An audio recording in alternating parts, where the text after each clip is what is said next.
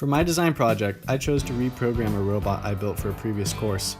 This robot was originally designed to compete in the ME382 soccer competition, where its omnidirectional wheels were an advantage when shooting goals. I decided that I wanted to control the robot with a Native American flute and a microphone. I chose to use a flute because its tone is very close to a pure sinusoidal wave, making frequency identification easier. Using an analog microphone and a fast Fourier transform, the robot can detect signal frequencies and map them onto different movements. This allows for wireless control and incorporates signal processing techniques covered in this course. The signal is conditioned using a noise gate and a software bandpass filter. This helps to filter out the noisy wheels. The sensor is an Adafruit dynamic gain microphone, which provides excellent distance and accuracy. The brain of the robot is an Arduino Mega 2560.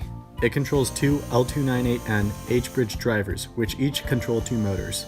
Each motor requires 3 digital outputs to control, enable and 2 logic pins. A 9-volt power supply feeds the Arduino and motor drivers, and the microphone is connected to an analog input pin.